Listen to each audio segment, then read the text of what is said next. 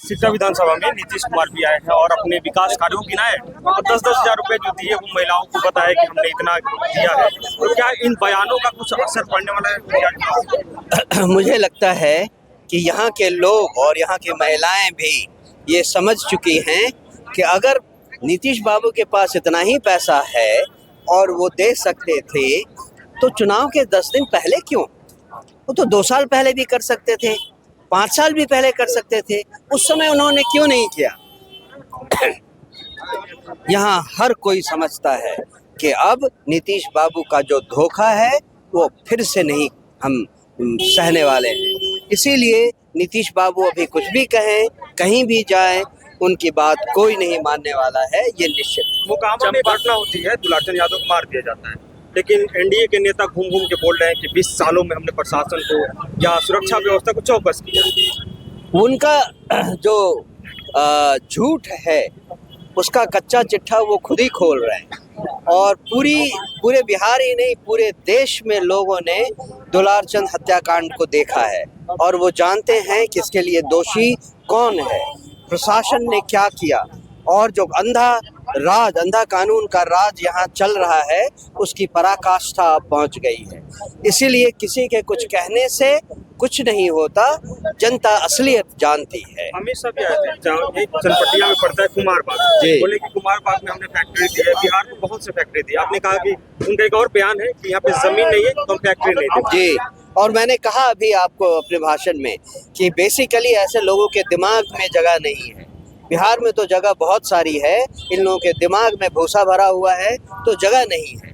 और उसका एक उदाहरण हमने आपको दिया कि बिहार के नदियों ने अपने गोद में इतनी ज़मीन दबा कर रखी हुई है कि उसका अगर सही इस्तेमाल करे तो इतनी ज़मीन है कि चाहे वो इंडस्ट्री बिठाने के लिए हो, जिनके पास भूमि नहीं है उनको भूमि देने के लिए हो, जिनके पास घर नहीं है उनको घर देने के लिए हो, बहुत ज़मीन हमारे पास है।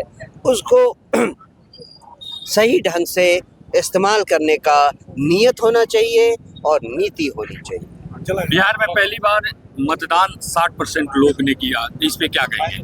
65% लोगों ने मतदान किया और पिछले बार से लगभग ये 9% ज्यादा है। इसका सीधा मतलब है कि लोग जो पहले बिना किसी विकल्प के ये सोचकर घरों से बाहर वोट देने नहीं निकलते थे कि क्या फ़ायदा इन गुंडे मवालियों को बार बार वोट करके, इनसे तो कुछ होने वाला है नहीं, छोड़ो वोट ही देने नहीं जाते हैं, वो सब इस बार बाहर आए हैं। ये पहला फैक्टर। और दूसरा, जनसुराज के होने के कारण बिहार के बाहर जितने लोग बेबसी में मजदूरी करने जाते थे इस बार वो सब आए हैं जनसुराज का को वोट देने के लिए। चनपटिया चीनी मिल के धरती पे मोदी जी आ रहे हैं, क्या इस बार चनपटिया चीनी मिल को चलवा पाएंगे? आप उनसे ही पूछ लीजिए कि कितनी बार वो झूठ बोलेंगे। पूछ लीजिए कि कितनी बार झूठ बोलेंगे आप। जब जब आपने मुंह खोला है झूठ ही बोला है, एटलीस्ट बिहार के लिए तो झूठ ही बोला है। अमित शाह बोल रहे हैं कि 22 चीनी मिले जो बंद है हमें दे दीजिए मौका, 5 साल हम चालू करा। अरे वाह, तो अभी तक 17 सालों में उन्होंने क्या किया? अगर 5 साल में ही उनको करना था तो अब हमने तो आपको 17 साल दिया था। वहाँ पे मोदी जी आ रहे हैं, वहाँ पे बहुत सारे दलित लोग का घर था उसको तोड़ दिया गया है। जी हाँ, और वो लोग मतलब आज कहीं भी जा रहे हैं उनको कहीं भी न्याय नहीं मिल रहा है, इस पे क्या कहेंगे?